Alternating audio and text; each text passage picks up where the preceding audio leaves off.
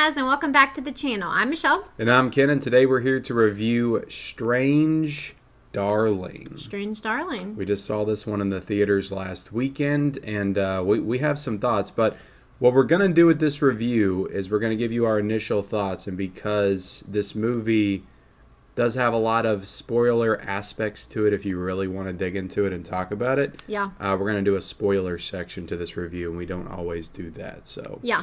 But yeah, so viewer beware. Viewer beware. But we'll tell you when we're getting ready to spoil it. Before we get into it, hit the subscribe button if you haven't already. We review TV, movies, we do entertainment live streams every Monday night. If you like that kind of stuff, hit that subscribe button. Also, like this video. Like the video like she said, and then leave us a comment down below. Did you go out and see Strange Darlings? I know it's a smaller film. I'm not exactly sure how it's performing at the box office, how much longer it'll be in theaters, but it is in theaters right now. I'm sure it'll be on VOD at some point, but yeah, let us know if you saw it or if you're going to see it in the comments section below and your thoughts. Okay, so we'll just kind of talk about our initial thoughts on the movie itself. Did we like it? Did we not like it? How did you feel about this movie? I remember, seeing the poster for this movie, and I was definitely very intrigued. And then, of course, the trailer came out, and it looked good. And so I feel like I really wanted to like this movie. Yeah. And even though this is like a smaller film, I feel like smaller indie film. I'm not exactly sure the studio. It's not Neon. It's not A24, but it is a smaller independent studio that did this movie. Gotcha. So even though it's like a smaller movie or whatever, I guess it's just because we are in the movie community. It does still feel like a lot of people are seeing this. Yeah. And I feel like I haven't really seen anything negative about this movie. Everybody's going crazy for it. And so all of that to say, I feel like I'm kind of out on a island by myself here. I'm not going to say that I didn't like the movie, but I didn't like it as much as other people seem to have liked it. Yeah. And so, I don't know. I guess it didn't work for me like it did for other people. Yeah, it is a very, I'd say, film lovers film. It's got the impressive camera techniques and cinematography, and it does really artsy shots and things like that. Well, it was shot on, what, 35? It was shot on 35 millimeter, and they made sure you knew that at the beginning of the movie. It's plastered on there in the most obvious way. Look at us, we're cool. We're Look artsy. at us, we're cool. We're shooting on 35 millimeter. Which look, if in this day and age with digital and all that kind of stuff, it is I think that if you do the work and shoot it on 35 millimeter, you deserve to promote that. I think. I mean, honestly, for me, it doesn't really mean much. I'm not like into the technicality of making a movie. It gives it a more filmic look. You feel like you are watching a movie that takes place in like the 70s, 80s, 90s, somewhere in that time but it period. Didn't. Just with the look of it. Yeah, but it literally had the intro. It gave us like one of those, what do you call it? Like the scrolling words. Yeah, which was kind of weird. It was, and I don't really feel like the rest of the movies like this, but that was kind of like an homage to the Texas Chainsaw Massacre. Right. A little bit. Kind of an odd choice, but I will say I feel like it said that it was set in the 2000s, so. Yeah, no, it was going off of this like fictional serial killer story. Like from what I was reading and looking up, like it's not a real true story.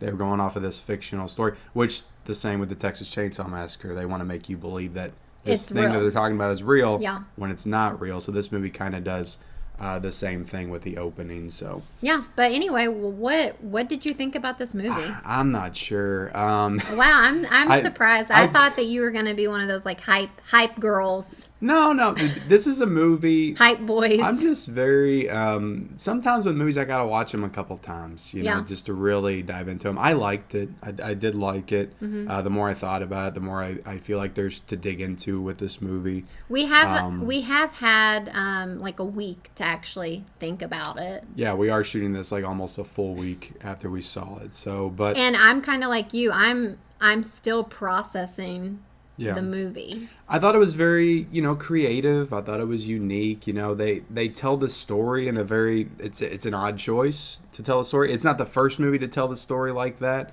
but it's the first movie that I can remember that made it very clear how it was telling the story with the chapters and stuff. Yeah, like this isn't like getting into spoilers yet, I don't feel like, but they do tell the story out of order. Yeah, it's very Tarantino-like. You know, you watch a movie like Reservoir Dogs, and it's clearly telling the story out of order, but it's not really like giving you chapters like this movie is. Like Yeah. it's chapter like we start on chapter 3, we go back to chapter 1, go to chapter 6. It's you know it's very out of order, and it almost seems a little random. Like I guess there's a rhyme or reason to it. Like if I really think about it, but also it feels like they're just doing it to do it in some cases. I don't know if you felt that way. Did you feel like there was a reason to do that? Yes. Okay. And I don't know if you want to talk about anything else, because I feel like this gets into Okay. spoiler territory. Okay. So, what do you think of the performances? We can talk about those real quick. So yeah, I mean, there's no denying. I don't know her name, the main actress in this movie. Yeah. We did know her from She's in the Fall of the House of Usher. the Fall of the House of the Usher. Willa Fitzgerald. Yeah. So we had seen her from that show. That oh my gosh, Mike Flanagan. Mike Flanagan. I was like drawing a blank.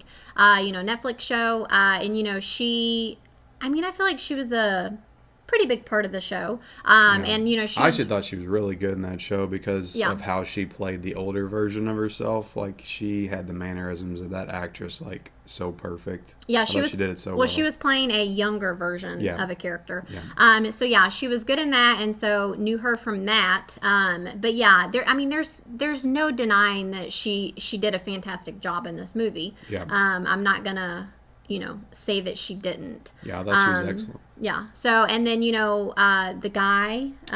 Who's kind of a indie darling at this point. Indie darling. Kyle Gallner, I Yeah. think is how you pronounce his name.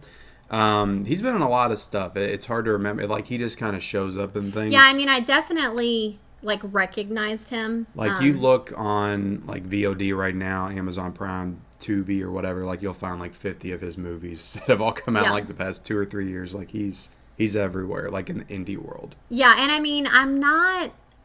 To me personally, I don't feel like he necessarily had the most to do in this movie. No, not as much as she did. Right. Like she definitely was the one that had to this movie was like, what do you say? She carried it on her back or whatever. Yeah. But he was still good, but I feel like, he didn't really have to he didn't have to go for it like she did. So Yeah, I agree. So I think the performances were great across the board. Good filmmaking. Solid direction. The guy that directed this is named J.T. Malner. Uh-huh. So this is kind of his first bigger movie, I would say, in the spotlight. Well, so I mean, I feel like that's probably a good first big movie for him. I feel like, again, without knowing how much this movie's been making, which I wish we had looked it up, I feel like, this has probably been successful for him. yeah. Probably happy with that. So we liked the movie. We didn't love the movie. I may love the movie at some point. I do want to rewatch this one. It is one that I will buy. I when feel it like, comes out. yeah, I feel like on a rewatch, you're going to love this movie. Probably. My opinion, Probably. yeah. I probably will. But yeah, let's get into the spoiler territory because for me personally, that is where the discussion lies, okay? It is. That is where the discussion lies. So I feel like for me, I just have to talk about it. Yep. So yeah, warning, spoilers. Getting into it, again, this movie was told out of order. It was. And you asked me why I think that was. And so for me personally, it all ties into you don't assume when you don't have the full story, okay? Okay. That makes sense. Because this movie, when you watch the trailer, you're led to believe that this is your typical bad guy Rape revenge story. Yeah, you think that this is just one of those movies where the guy is a psychopath and he's out to get the girl, right? Yeah. But that's not what this movie is. And so, this movie is about her. But because she's the bad guy. She's the serial killer. She's the serial killer. What do they call her? The maniac. The electric lady. The electric lady, yeah. I imagine because she tases people or something. I guess. I still am not quite sure about why but she had that name. when the movie opened, if you remember, it gave them both names. Yeah. It called her the lady and it called him the demon. Yeah. So right away, like when it opens, it's setting you up for this movie's going to be one thing, but we're going to twist it. Yeah.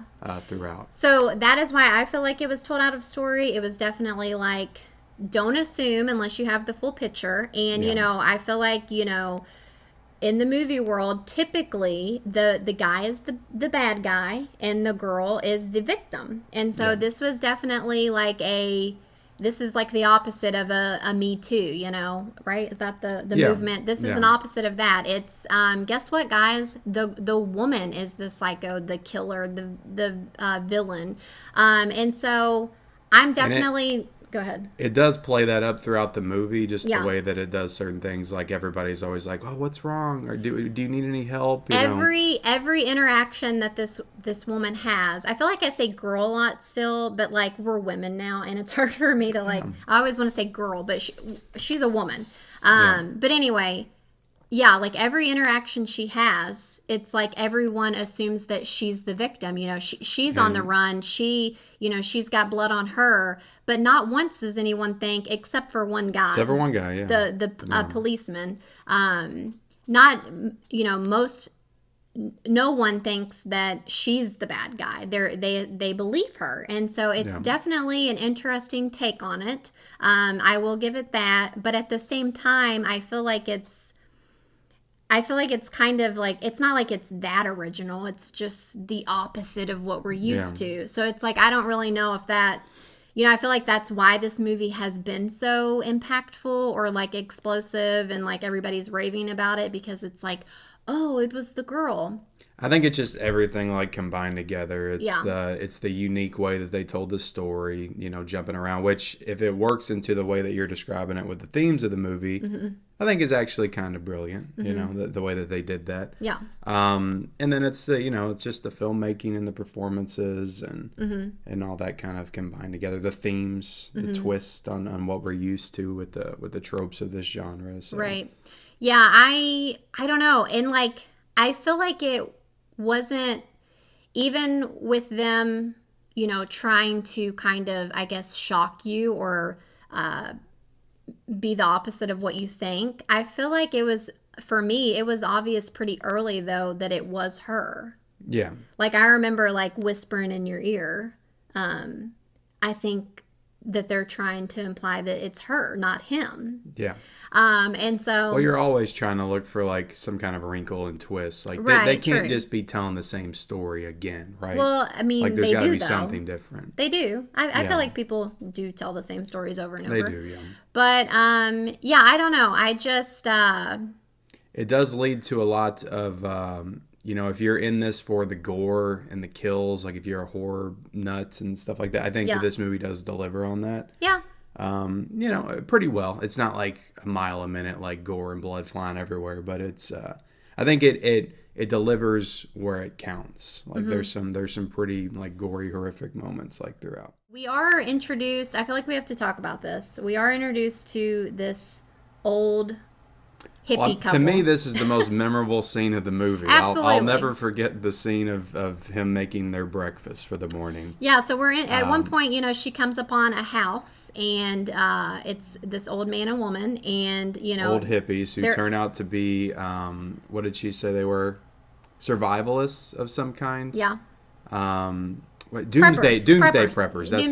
That's what you're supposed to call it. Yeah, not survivalist, but so anyway, which I guess is kind of the same thing, but anyway, there's just this kind of like iconic scene where before the girl makes her way there, you see the old man and woman, and they're, you know, just like living their little happy lives together. The old woman is Barbara Hershey, who's kind of a genre staple. Like, she's been in a lot of horror movies like throughout her career. I didn't know that. Going all the way back to like Trilogy of Terror. Also, I knew the man. The man I've seen in countless things. I don't know his name, but he's been in a lot of stuff. Just kind of playing the dad character in a lot of things. Yeah, but you know, you just see them like living their little happy lives together. I like to think that that'll be us one day.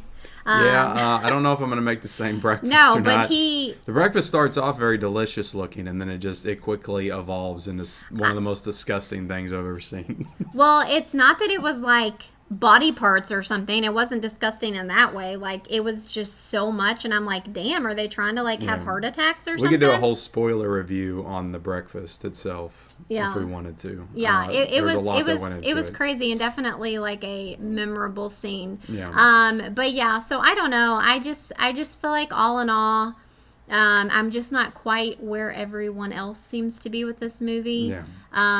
But that's okay. I still think that it was, good. And it's a very interesting movie, and if anything, it'll leave you thinking. And at this point in my movie going life, I feel like that's kind of good enough for me. Yeah.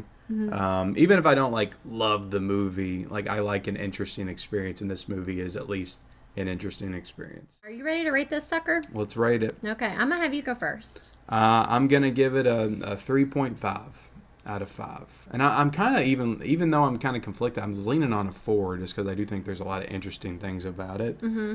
But I'm gonna go 3.5 out of 5 for this review. Well, for those that get mad when we rate things the same, I'm sorry, but I'm gonna give it a 3.5 as well. I'm going back. I'm giving it a 4 now. This was just, it was good, but I'm again not wowed to my your core. To my core, yeah. So anyway, there you go. That's our review of Strange Darlings. If you enjoyed it, hit the like button, hit the subscribe button. Also, comment down below your thoughts on the movie if you're going to go see it, and we'll see you next time. Bye, guys.